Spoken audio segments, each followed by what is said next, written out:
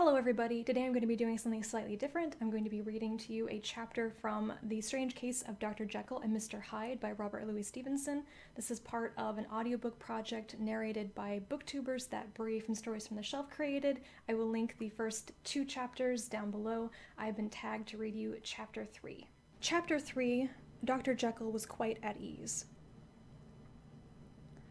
A fortnight later, by excellent good fortune, the doctor gave one of his pleasant dinners to some 5 or 6 old cronies, all intelligent, reputable men, and all judges of good wine, and Mr. Utterson so contrived that he remained behind after the others had departed. This was no new arrangement, but a thing that had befallen many scores of times. Where Utterson was liked, he was liked well. Hosts loved to detain the dry lawyer, when the light-hearted and the loose-tongued had already their foot on the threshold. They liked to sit a while in his unobtrusive company, practicing for solitude, sobering their minds in the man's rich silence after the expense and strain of gaiety. To this rule, Dr. Jekyll was no exception, and as he now sat on the opposite side of the fire, a large, well-made, smooth-faced man of 50, with something of a slyish cast perhaps, but every mark of capacity and kindness, you could see by his looks that he cherished for Mr. Utterson a sincere and warm affection. "I have been wanting to speak to you, Jekyll," began the latter. "You know that will of yours." A close observer might have gathered that the topic was distasteful, but the doctor carried it off gaily. "My poor Utterson," said he, "you are unfortunate in such a client. I never saw a man so distressed as you were by my will, unless it were that hide-bound pedant Lanyon at what he called my scientific heresies.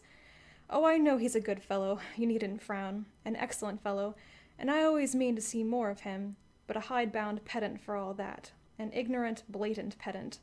I was never more disappointed in any man than Lanyon." "You know I never approved of it," pursued Utterson, ruthlessly disregarding the fresh topic. "My will? Yes, certainly I know that," said the doctor a trifle sharply. "You have told me so." "Well, I tell you so again," continued the lawyer. "I have been learning something of young Hyde." The large, handsome face of Dr. Jekyll grew pale to the very lips, and there came a blackness about his eyes. "I do not care to hear more," said he. "This is a matter I thought we had agreed to drop." "What I heard was abominable," said Utterson. "It can make no change. You do not understand my position," returned the doctor with a certain incoherency of manner. "I am painfully situated, Utterson. My position is a very strange one. It is one of those affairs that cannot be mended by talking." "Jekyll," said Utterson, "you know me. I am a man to be trusted. Make a clean breast of this in confidence, and I make no doubt I can get you out of it." "My good Utterson," said the doctor, "this is very good of you, this is downright good of you, and I cannot find words to thank you in. I believe you fully. I would trust you before any man alive, aye, before myself, if I could make the choice. But indeed it isn't what you fancy. It is not so bad as that. And just to put your good heart at rest, I will tell you one thing. The moment I choose, I can be rid of Mr. Hyde. I give you my hand upon that, and I thank you again and again, and I will just add one little word, Utterson, that I am sure you'll take in good part. This is a private matter, and I beg of you to let it sleep." Utterson reflected a little, looking in the fire. "I have no doubt you are perfectly right," he said at last, getting to his feet. "Well, but since we have touched upon this business, and for the last time, I hope," continued the doctor, "there is one point I should like you to understand. I have really a very great interest in poor Hyde. I know you have seen him, he told me so, and I fear he was rude, but I do sincerely take a very great interest in that young man, and if I am taken away, Utterson, I wish you to promise me that you will bear with him and get him his rights for him. I think you would if you knew all, and it would be a weight off my mind if you would promise."